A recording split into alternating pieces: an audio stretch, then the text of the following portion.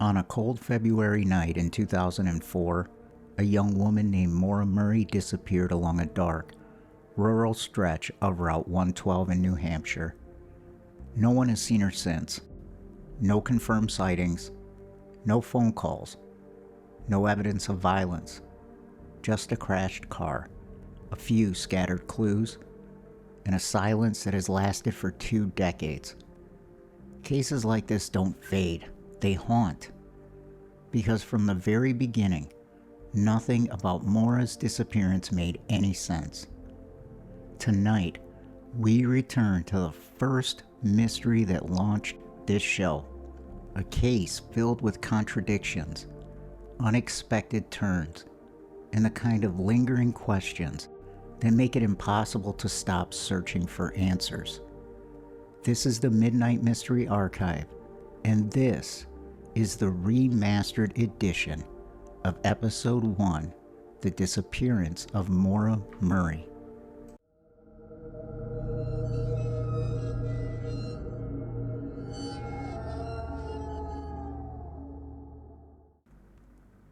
Welcome back to the Midnight Mystery Archive. I'm your host, Kevin Hall. This episode, our very first, has been fully reconstructed and re-recorded to reflect the evolution of this show.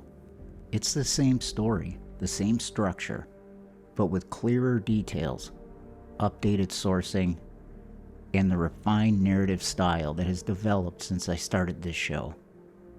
The disappearance of Maura Murray isn't just one of the most widely discussed missing person cases in modern American history. It's also a case that reveals how a few small moments, a few misunderstood details, can ripple outward into 2 decades of speculation. Tonight, we begin where all good investigations start, with who Maura was and what was happening in her life in the days before she vanished.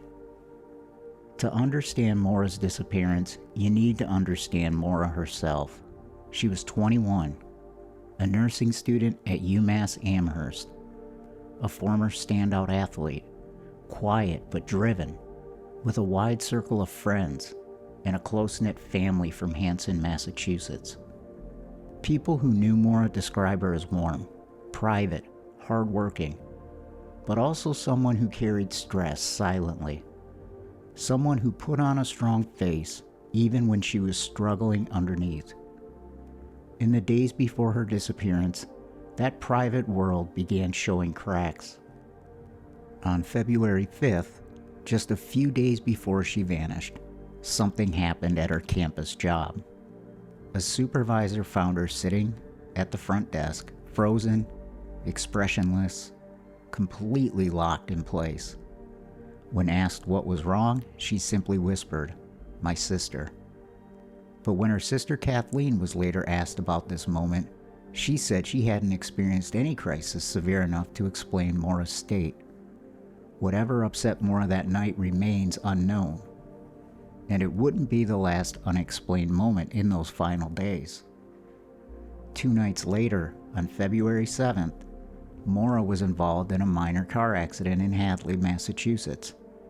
Driving her father's car, she struck a guardrail. The damage was expensive, but no one was hurt.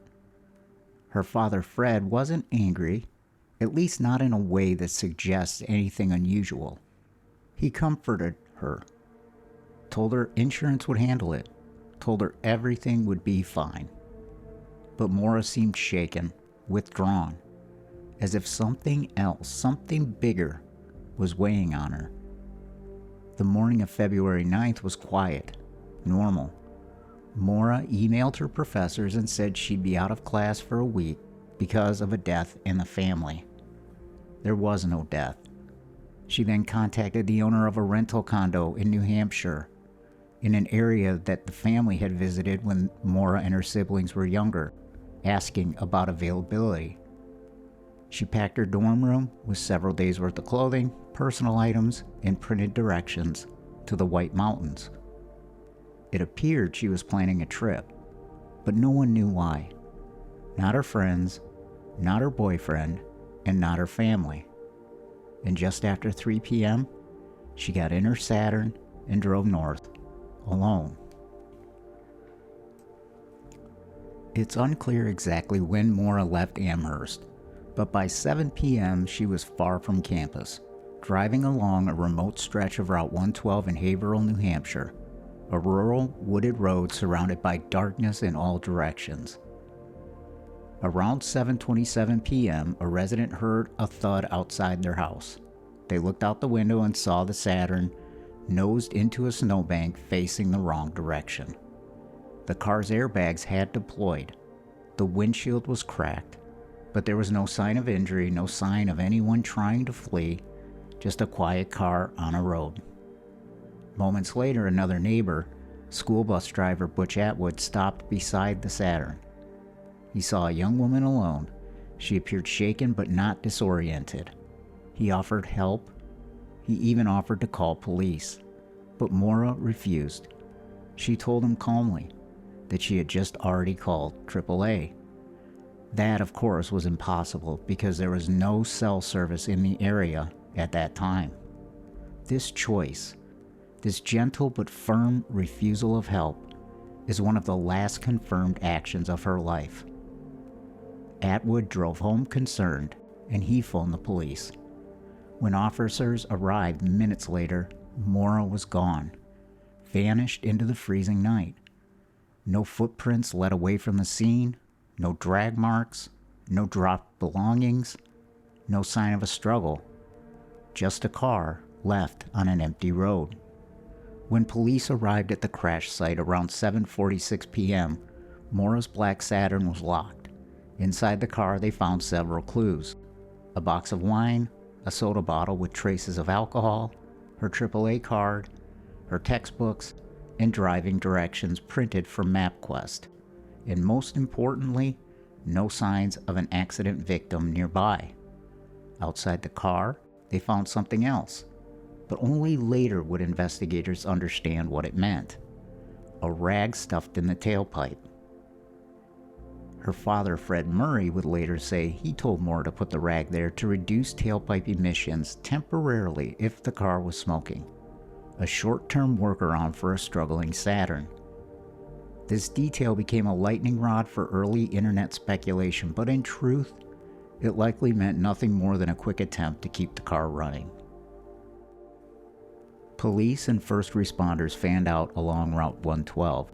They searched both sides of the road. They called her name. They followed the riverbank. They scanned tree lines and empty lots, and there was nothing. And here's the crucial part that often gets misunderstood. Maura Murray vanished within a matter of minutes. Between Butch Atwood leaving a little after 7:30 and Cecil Smith, the police officer, arriving around 7:46, she had disappeared into the darkness. No footprints, no witness seeing her walk into the woods, no car picking her up, no sound, just emptiness. This narrow 15-minute window has fueled 20 years of theories. Did someone pick her up? Did she run into the woods on her own? Did the cold force her to find shelter only to succumb to the elements? Or did someone familiar to the area cross her path? At this stage, investigators had no answers. Only a missing young woman in a car facing the wrong direction on a New Hampshire road. To understand the disappearance, you need to understand the timeline leading up to the crash. Maura left Amherst sometime around 3 p.m. The drive to Haverhill takes about 2.5 hours.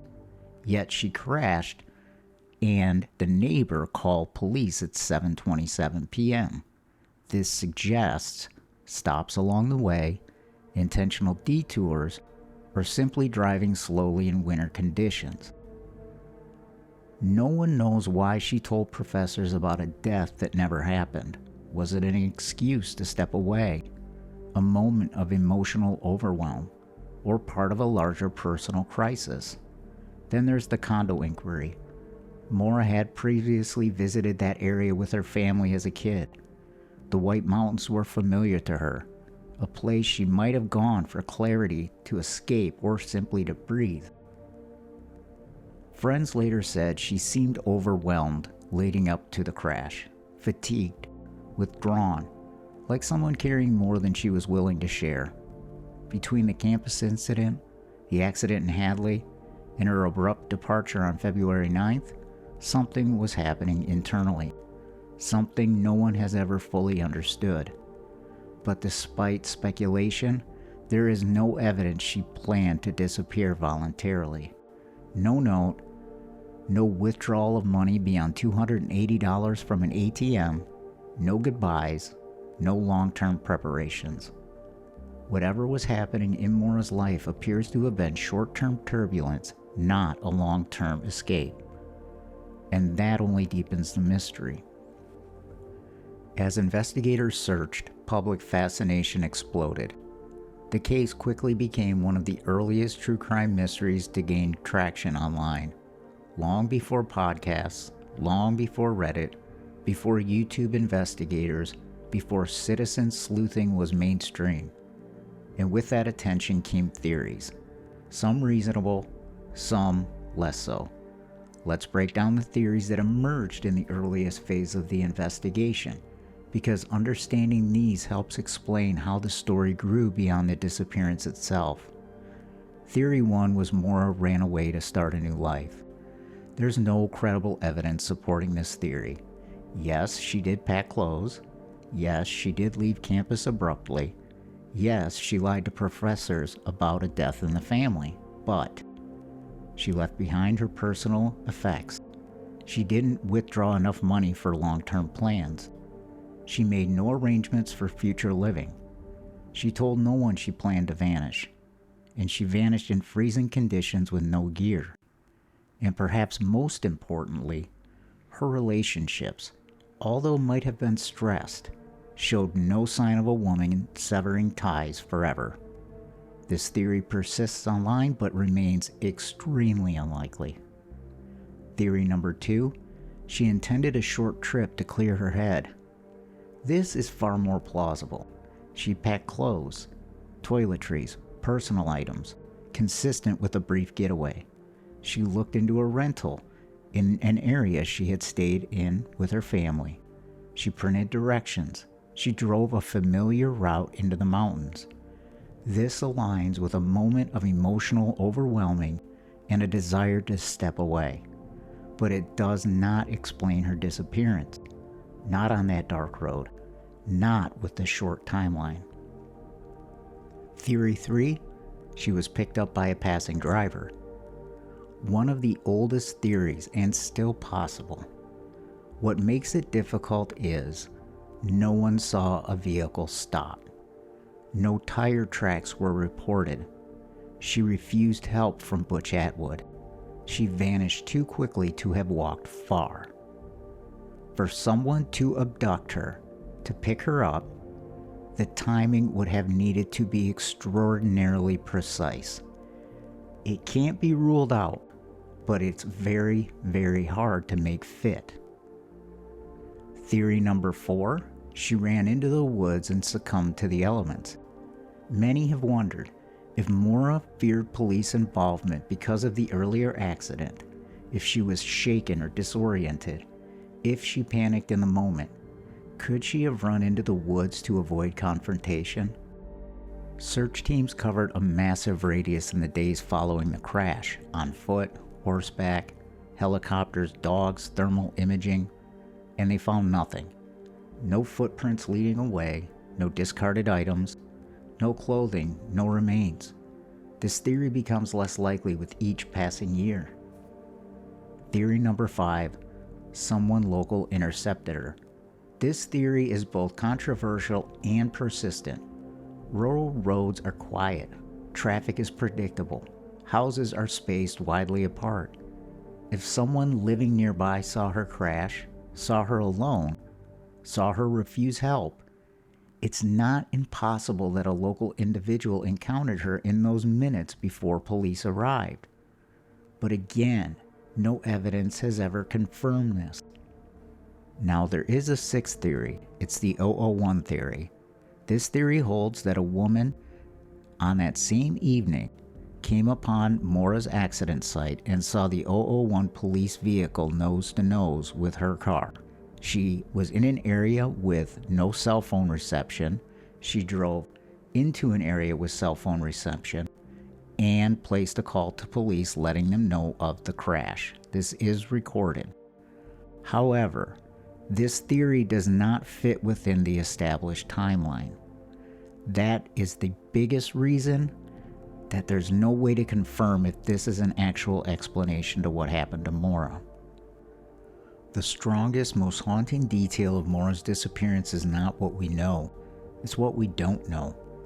In the last confirmed moments of her life, she declined help, said she had called AAA, seemed shaken but coherent, was alone, and then she was gone.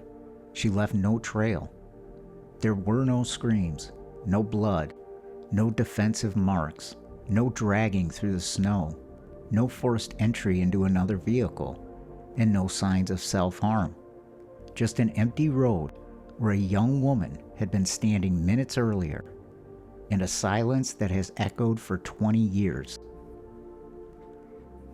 In the years since Maura disappeared, the theories have multiplied, branching into deeper speculation, online rabbit holes, and endless message board debates. But to truly understand this case, we need to step back and look at what actually exists. What's real? What's confirmed? What isn't distorted by 20 years of narrative drift? And here's what we know with certainty. 1. Maura was struggling emotionally. Something was bothering her in the days leading up to her disappearance. The exact nature of it remains unknown. 2. She left Amherst intentionally.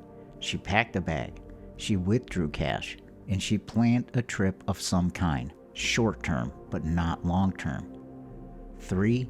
She crashed her car in New Hampshire. The crash itself appears minor. There's no evidence she was injured or incapacitated. 4. She refused help. This is one of the defining actions of the entire case. Her refusal to let Butch Atwood call authorities still raises questions today. And 5. She vanished within a narrow window.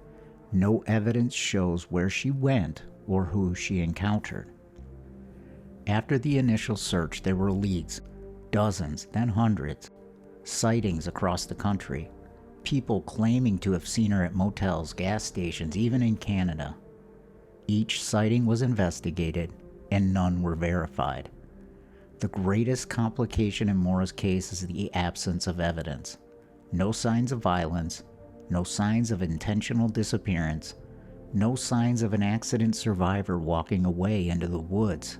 Just a void where certainty should be. Some cases fade with time. This one never did. Because the mystery doesn't loosen, it tightens. Every detail feels like a contradiction. She planned a trip but told no one. She refused help but didn't appear panicked. She was emotional but functioning. The road was remote but not deserted.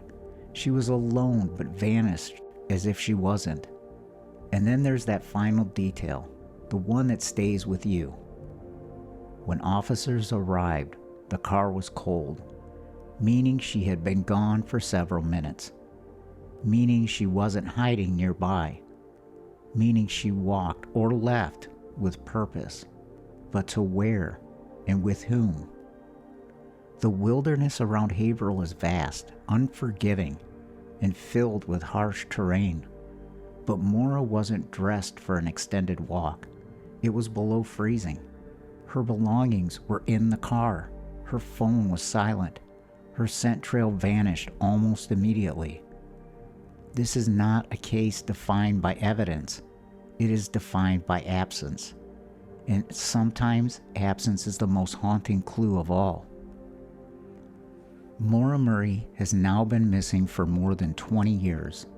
Her family has never stopped searching, never stopped asking questions, never stopped hoping for answers that feel more distant with each passing year.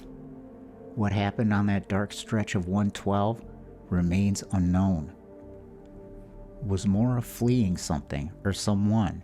Did she seek solitude in the mountains? Did she accept a ride from the wrong person? Or did a tragic accident unfold in the cold shadows beyond the reach of those early search teams? There are cases where truth feels just inches out of reach, cases where every detail seems meaningful, yet none bring you closer to answers. This is one of them. A young woman vanishes, a car is left behind, a road swallowed by winter darkness, and a family still waiting for the voice of their daughter to break through 20 years of silence. This case deserves clarity. Her family deserves peace, and Maura deserves to be found. Thank you for listening to this remastered edition of the Midnight Mystery Archive. This was our first episode, rebuilt from the ground up with clearer sourcing, expanded detail, and the narrative format the podcast has evolved into, and the way Maura's story deserves to be told. If you're new to this show, welcome. If you're returning, thank you for being part of my journey since the very beginning. Please go to my website, midnightmysteryarchive.com. You can stream all episodes there. There's also a Submit a Case tab on the website. If you've got a case you'd like me to cover, go there, send me the details, and let me start looking into it. You never know, maybe it'll show up on the case schedule. And if you like to support the show, the best way is to leave a rating or a review on Apple Podcasts or Spotify. It helps more listeners discover the stories we tell. This coming Friday will be part 3 of the JonBenet Ramsey case. I'm looking forward to it, and I hope you are too. Until next time.